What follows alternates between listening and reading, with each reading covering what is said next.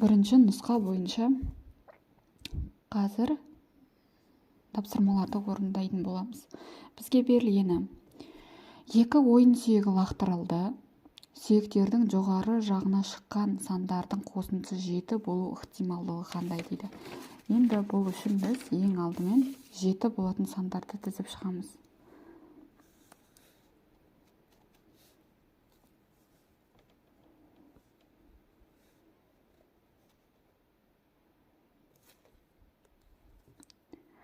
Ол дегеніміз біздің 2 мен 5, 5 пен 2 және 6 мен 1 және 1 де 6. Мінекей біз 7 болатын сандарды тізіп шықтық. Енді екінші тапсырмасы. Екінші тапсырмасында былай дейді: орнада 3 ақ шар және 6 қара шарлар бар. Орнадан бір уақытта 2 шарлардың алыңдар дейді. Олардың бірдей түсті болу ықтималдығы және бір уақытта 2 шарды алып тастағанда қандай оқиға болуы мүмкін? А. бір түсті шарлар, В. түрлі түсті шарлар дейді. Енді бұны біз былай жазамыз: 3 ақ, 6 қара шар, барлығы 9. Барлығы 9 шар бар. Енді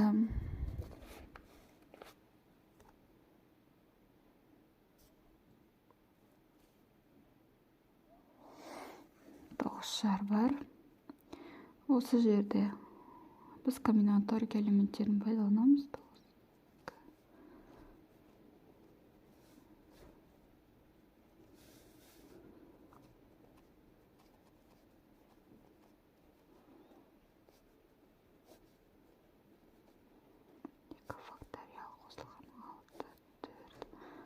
Факториал 2 факториал.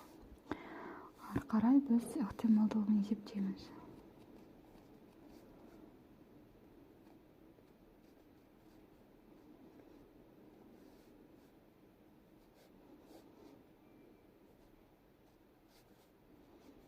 Екіден бір. Енді екінші. Бұл жағдай бойынша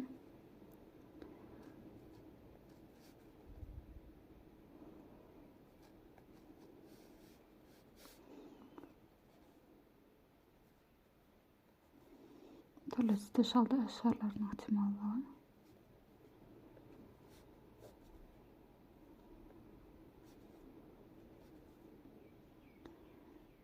екіден бір шықты. Мінекей.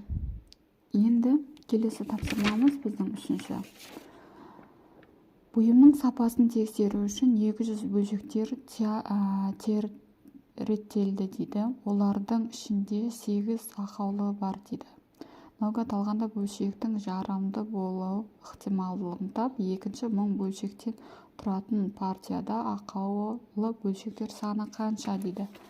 Оны біз былай шығарамыз: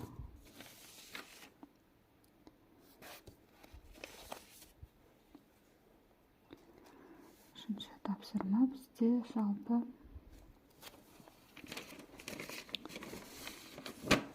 200 бөлшектер реттеледі.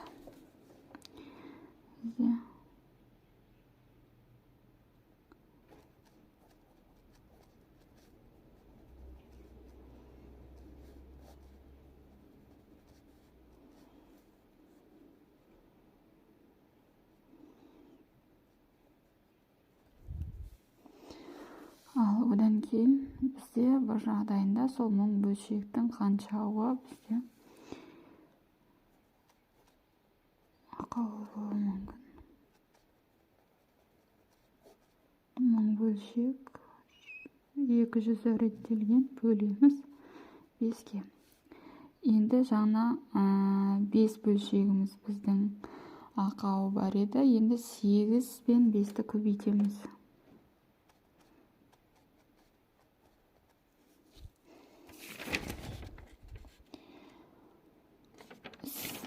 40 ақаулы бөлшек.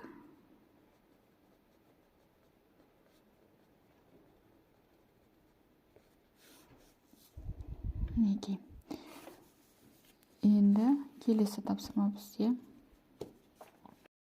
Төртінші тапсырманы былай орындаймыз.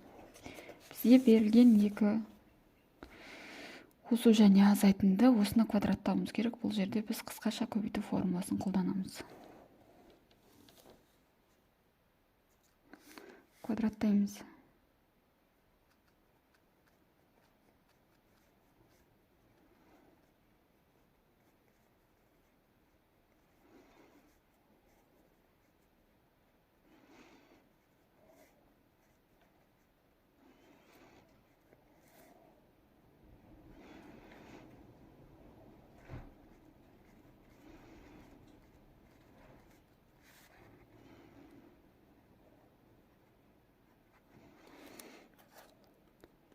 Жазып алдық. Квадраттап алдық екі жақшаның ішінде.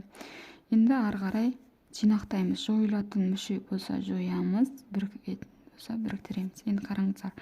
+6, -6 мына бірдей қосынды бір-бірін жойып жібереді. Енді мына синус квадрат қосылған косинус квадрат бізге бірді береді. Ары қарай міне 9 косинус 2 альфа қосылған 9 косинус 2 альфа.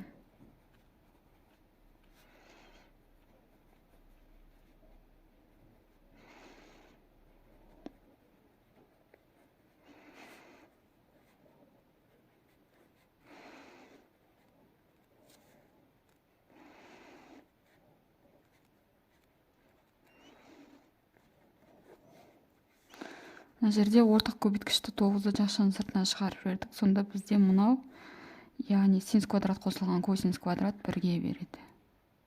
Бірді береді.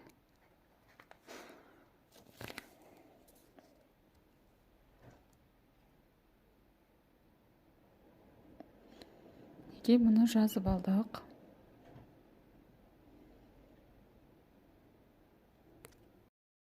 Келесі бізде соңғы тапсырмада мынадай есеп берілген. Косинус альфа бөлінген 1 минус синус альфа.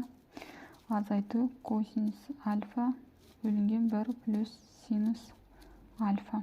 Тең. Болуымыз тең болу керек 2 тангенс альфаға. Яғни теңестірудің тепе-теңдігін дәлелдеуіміз керек. Ол үшін біз ең бірінші ортақ бөлім береміз. Мына бөлікті береміз, мынаған көбейтеміз, мына бөлікті мынаған көбейтеміз.